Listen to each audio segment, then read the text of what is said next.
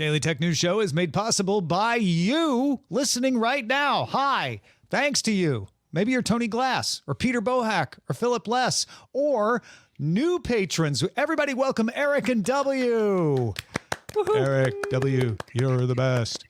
On this episode of DTNS, Sony backs off from forcing PC gamers to log into PlayStation Network, all the credible Monday rumors, both Apple and Android, and should you be allowed to recreate dead loved ones in AI? This is the Daily Tech News for Monday, May 6th, 2024 in Los Angeles. I'm Tom Merritt. From deep in the heart of Texas, I'm Justin Robert Young. And I'm the show's producer, Roger Chang. Oh, it's a spooky show. We're gonna resurrect the dead later on, Justin. Revenge of the Sixth. Ah, yes, it's the 6th. There we go. All right, perfect. Let's start. By the way, I found out my barber is a huge Star Wars fan, and I liked him already, but now I'm never having another barber.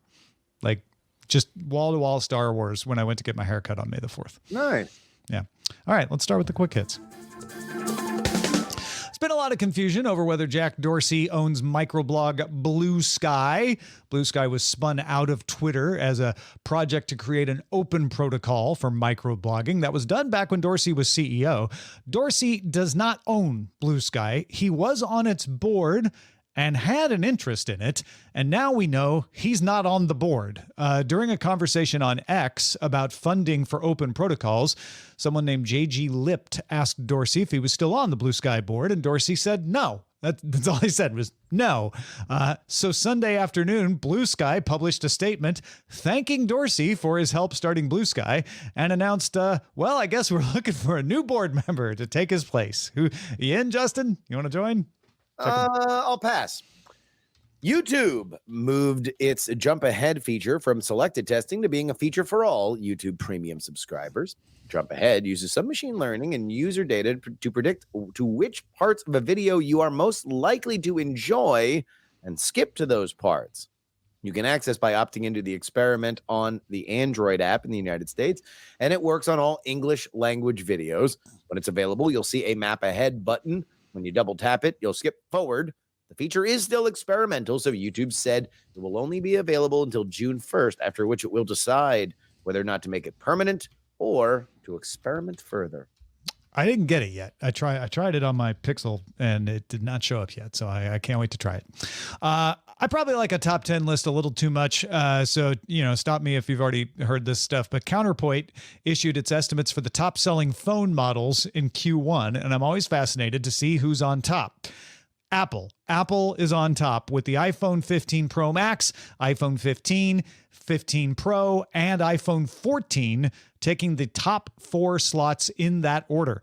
Samsung Galaxy S24 Ultra, followed by the mid-range A15 5G, rounded out the top 6. Now, that's actually not much of a change from this time last year when 3 iPhone 14s and the iPhone 13 had the top 4 slots. And the A13 was outselling the S23 Ultra for places 5 and 6, but otherwise Samsung had the 5th and 6th slots a year ago as well. The entire top 10 is made up of phones from Apple and Samsung. Nobody else cracked into the top 10 worldwide. Counterpoint notes the continuing trend for customers to hold on to their phones longer and then buy the highest end phone when they do replace it. The information sources say that Microsoft is training its own large language model that could compete with OpenAI's GPT-4. Supposedly, it is called MAI-1, and it is one of the things that DeepMind co-founder Mustafa Suleyman was brought on to run when he was made CEO of Microsoft AI. The information says it will have around 500 billion parameters, making it far larger than Microsoft's previous in-house models. And while we're talking about models, Hugging Face announced Le Robot, L-E Robot, an open source toolkit for AI robotics. So it includes code for sharing, visualizing data, training models. There's some pre-trained models as well if you want to get started. Also integrates with physics simulators, so you don't need to have hardware to start working on it. When you do want to put it in hardware, it can handle a wide range of robotics from a single robotic arm all the way up to a sophisticated humanoid. If you want to take a look, you can find the code on GitHub, and there's a free Discord server where where you can talk to other folks who are working with it as well. Hugging Face brought over Remy Cadine from Tesla earlier this year to lead an open source robotics project, and this is one of the first big things we've heard from it since he joined. Sony's Helldivers 2 has become the company's most successful game on PC, and Sony and Arrowhead Games had always planned to require a PlayStation Network login to play the game on PC, but they didn't enforce that during the launch because they just wanted people to start playing it. They were too excited. Well, last week, it announced that PlayStation Network accounts would soon be mandatory in order to help it combat bad behavior in the game. New players would be required starting Monday, May 6th, and existing players would need to get a PSN login if they didn't have one already by May 30th, or they wouldn't be able to play the game anymore. Now, some didn't like the idea of having to get a Sony ID, but some didn't have the option in their country. Enough people began requesting a refund on Steam that Valve delisted the game in 177 countries while it worked through all the requests. So late Sunday, PlayStation posted on X that it had decided not to move forward with the requirement after all.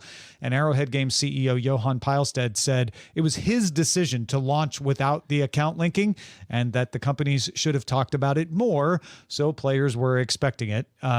Taking responsibility for it, even though, Roger, you were playing it and you said like it did tell you when you started the game that you would eventually need a PlayStation login. I mean, it was a notice, and when you buy the game, it actually says it's a requirement, like to have a PSN account. So it's not like it's completely out of the blue. I can understand the frustration because when I started, I realized like it required one, but it didn't really nag me about logging in.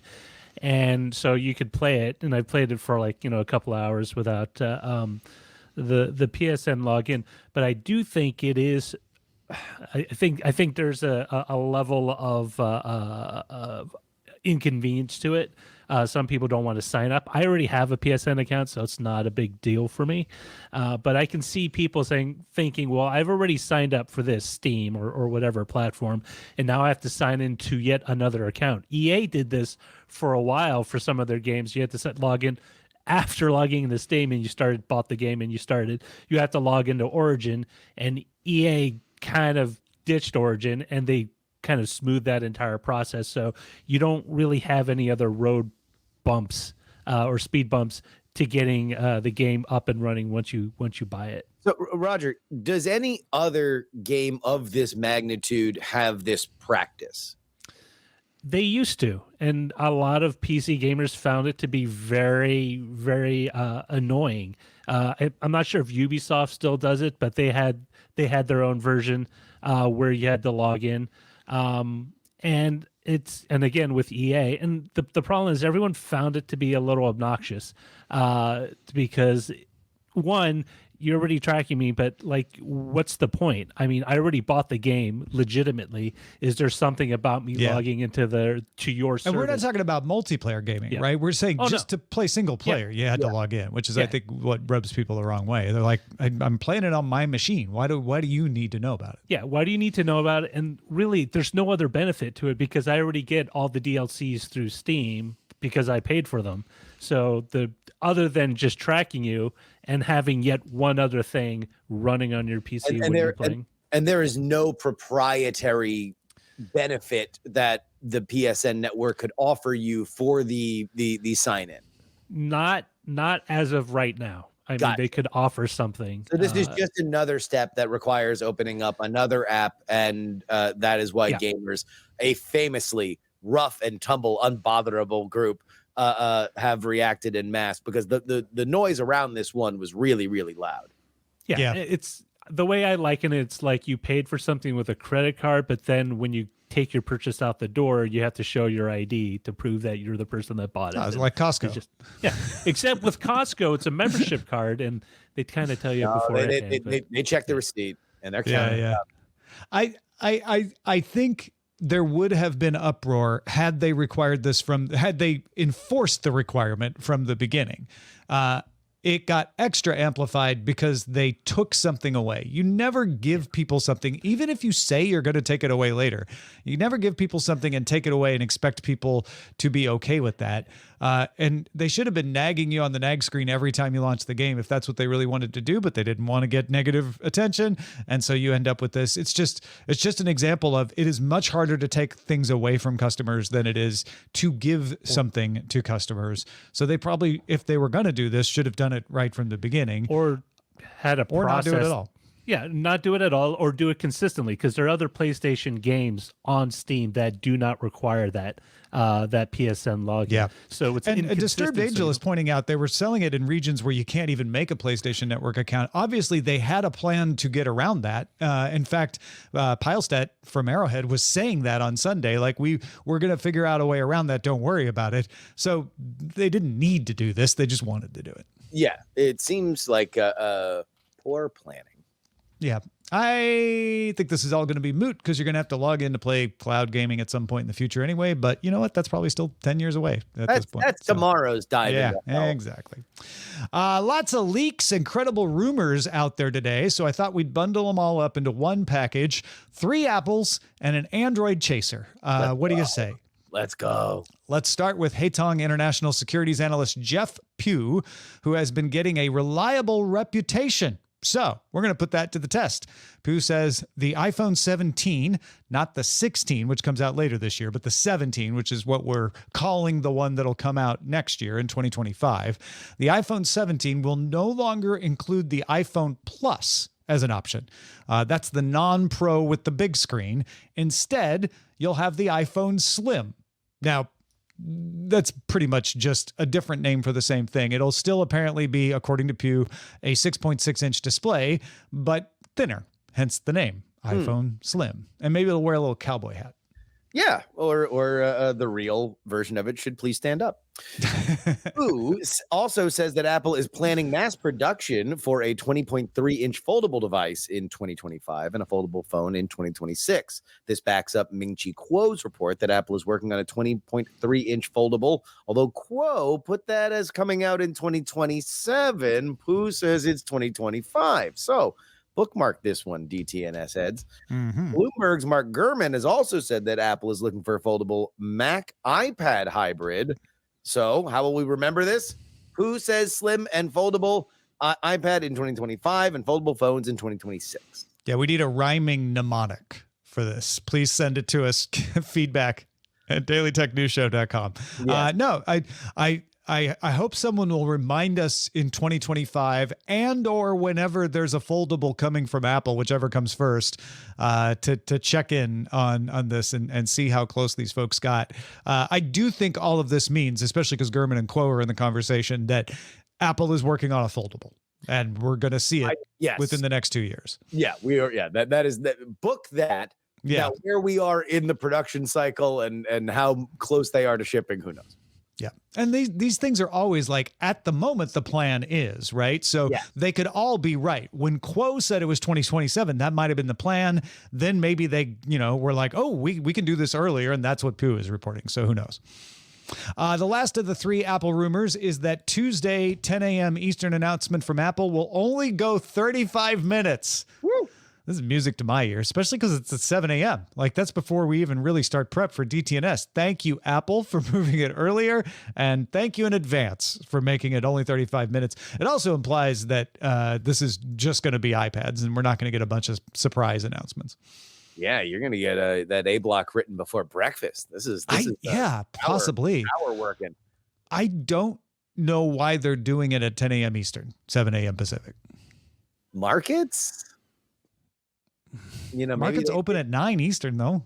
Like, yeah, but that's get it gets it earlier in the day to hit the mark. I don't know. Maybe. Sudden, you're in the middle of Squawk Box and Steve Kovacs on there talking about how Apple's got a new foldable iPad. Everybody, but it's only 35 minutes if you did it the normal 10 a.m. I don't know. I guess that just feels it's more like a press release. They're going to walk out there. They're going to say, hey, look, here are the new iPads. They can do ding dong and flip flop. They are a step up.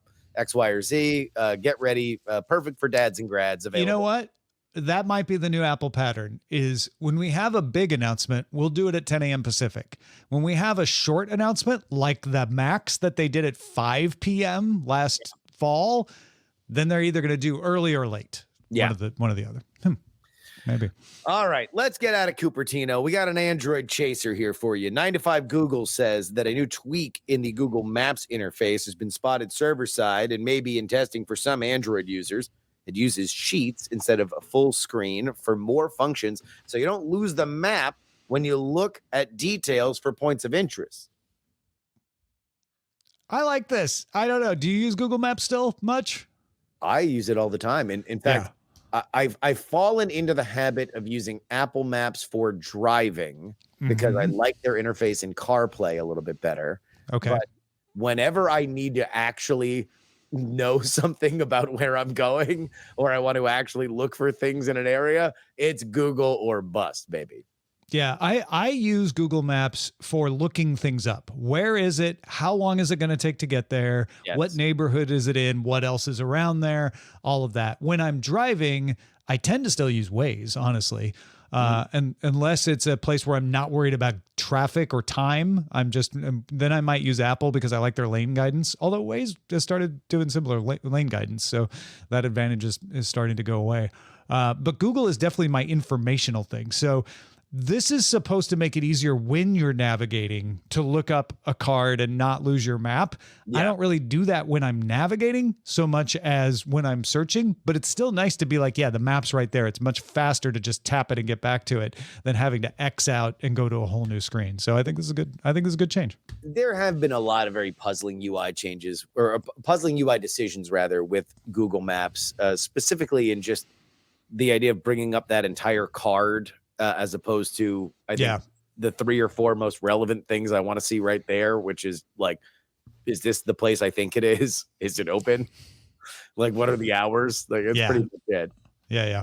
And I started to rely on the Google rankings, the user ratings a little more than I used to just ignore them. But now if there's enough of them, I'll even take that into account. So, yeah, I don't know where we are. Just if we're going to look at the big scale of anything that is written on the internet, you know, I think we've moved into a place of them becoming so important they became less reliable. Yeah. Because if they were gameable, then people were going to take them extraordinarily seriously because it was their online reputation.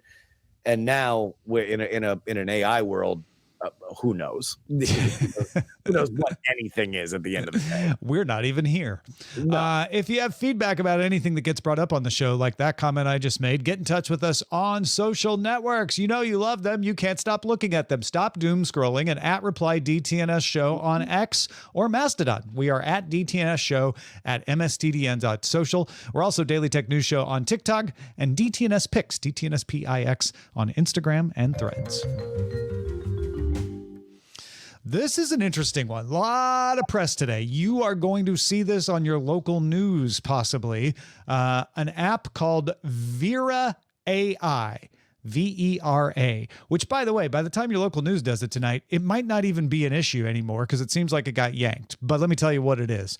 It's the latest, not the first, and certainly not going to be the last, to promise to make a virtual representation of, quote, someone you miss.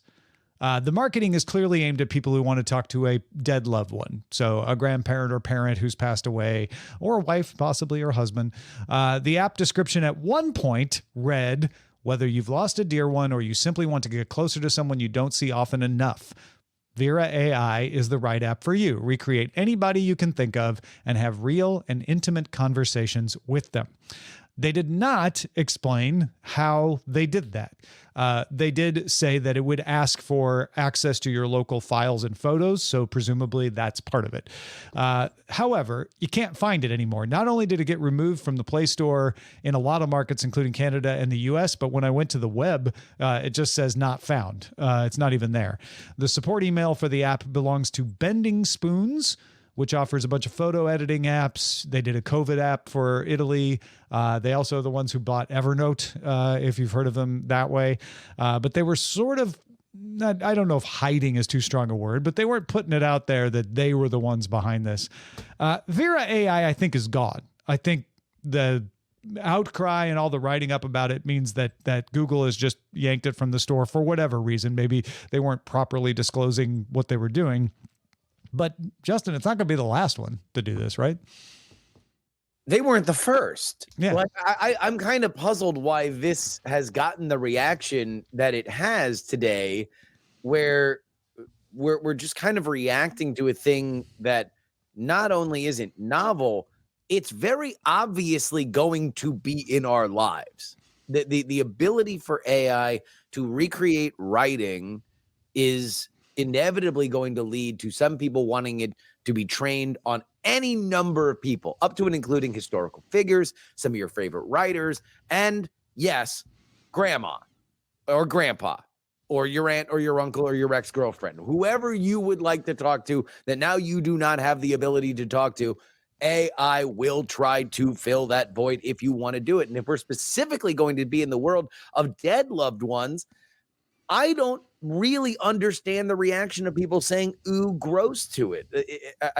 People grieve in all sorts of different ways, and this doesn't seem like something that would be intensely bizarre unless you want to graft some other gigantic narrative on top of it. Yeah, that was one of the interesting things to me is the problem with this is the anybody you can think of, right? And the idea of creating a virtual representation of a person without their approval when they're alive, right?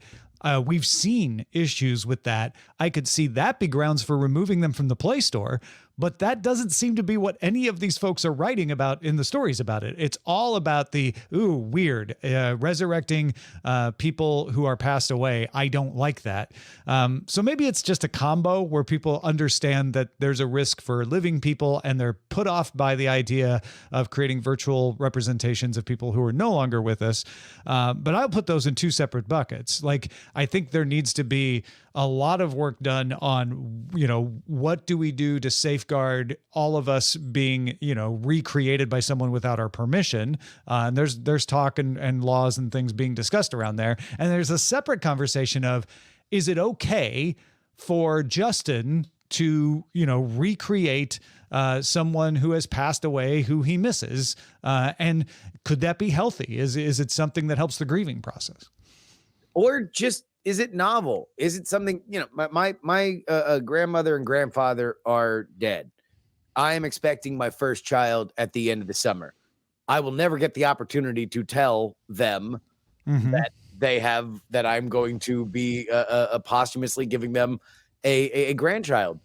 For novelty's sake, during a Thanksgiving dinner, would it be interesting if we could train it on any of the writings that came from one of the two of them, and I was able to tell them, and we would see what they would say, and then at Thanksgiving dinner we could all decide whether or not that was accurate or not? Yeah, this is just a reality of where we are going with this kind of generative stuff. And if I could take one moment, Tom, and please make this about journalism. Oh, please, finally. At least someone with the courage to do so. Courage and the bravery to make this about journalism. I was just really grossed out by some of the coverage here. Futurism via Yahoo News. The headline: Internet horrified at AI app for cloning dead family members. Within the first three graphs, we are quoting just a random dude on a freelance medical editor on Blue Sky, with the super calorically dense quote, absolutely the F word not. Cool. We know one person's mad on Blue Sky. No intellectual curiosity to see what this app is. Based on what I've seen of it, it looks like kind of junk. So I wouldn't be shocked if this is just a poorly made app and it doesn't deliver on what you would want it to. But the moral grandstanding for the sake of something between anti-tech or anti-AI, like don't let the machines do too much kind of narrative is just, I don't know who it's for. It's certainly not for people that like tech. I was surprised that even those Blue Sky posts didn't veer off into, creating me without permission and stayed kind of focused on the dearly departed. I I'm more interested in having that conversation because, my mom died just about a year ago now. I don't want to do that for this. And I'd be interested if I had a counselor who said, you know what? You're resisting that, but you should, right? If this was a tool that could be prescribed, so to speak, not with a prescription, but, like recommended. On the other hand, my dad passed away in 2004. There's enough distance there where I'm like, you know what? Actually, that might be kind of fun. But then I worry, like, would I get too attached? And is that uncomfortable? And would that be a problem? Would I get addicted to it somehow? So I'd like some work to be done to give me guidance. Again, don't forbid me from doing it, but say like, hey, these are things to watch out for when you use it to make sure that it doesn't get out of hand. I think that is a healthier way to approach this than like just ban it. Don't let it happen. I'm mostly interested in recreating people I never met. My grandpa died in the 50s. I never got to speak to him. If I could, pull together enough of his writing and pictures and stuff to have a conversation, that would be really interesting. That's where you start talking about historical figures and things like that. Well, that's already happening. Right. Yeah, right. There are already things where you can have a conversation with various different historical figures. You could do that right now on most of the language models that are publicly available and popular. You can just say you are now blank and that'll go forward. I do think that we're going to see more of that, whether or not it is explicitly said to be that is something, that I think right now we're focusing on the crudest possible element of it. The idea of a product introducing itself as resurrect your dead loved ones. That's probably the crudest way we could refer to it. And some people will go for it because that's where they want to be in the grieving process. But what I think is more likely is, your father died in the 2000s. You have got enough a distance from it. If there was just an ability for somebody to text you about the Cardinals, right? And maybe wow, this guy reminds me of my dad, or it is your dad. There's a million different things that I think are more palatable than, can I please speak to the beyond?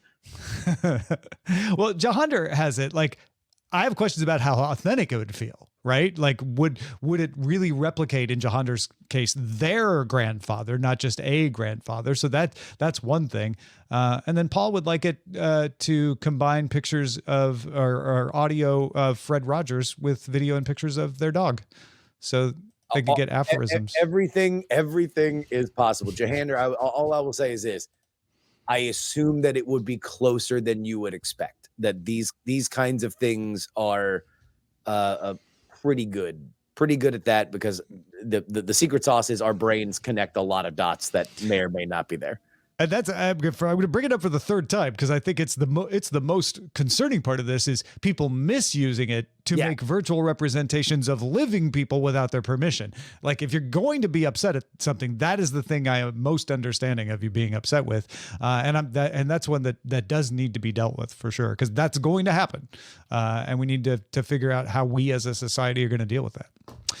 All right, let's check out the mailbag. If you've been curious about getting a 3D camera for your next vacation, Chris Christensen has a hands-on review with the Insta360 X3.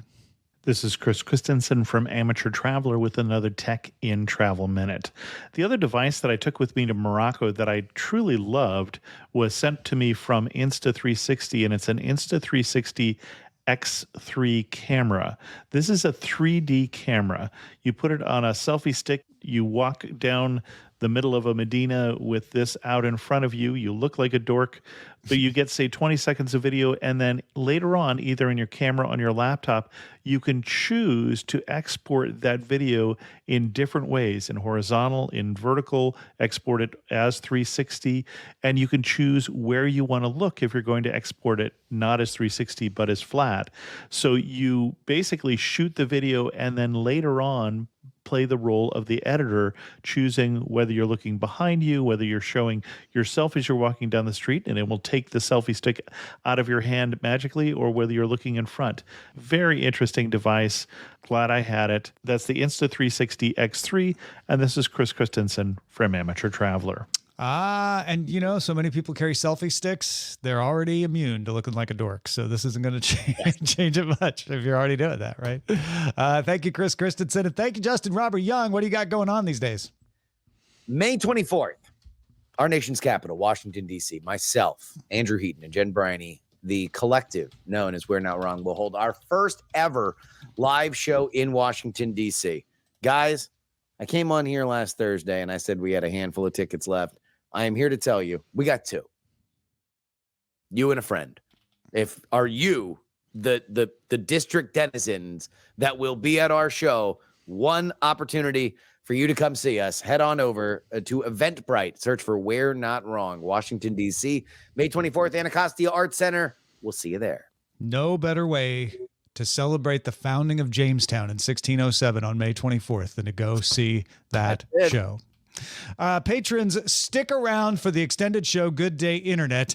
Is TikTok making Gen Z feel poor when they're not? Or at least not as poor as TikTok is making them feel? Wall Street Journal has an interesting article on that. Plus, we might have a little update on how AI has been playing a part in the Kendrick Lamar-Drake beef. You can also catch the show live Monday through Friday, 4 p.m. Eastern, 2000 UTC. Find out more at dailytechnewsshow.com/live. Back tomorrow covering the Apple iPad, we think, announcement with Terrance Gaines and Nica Montford joining us. Talk to you then. The DTNS family of podcasts, helping each other understand. Diamond Club hopes you have enjoyed this program.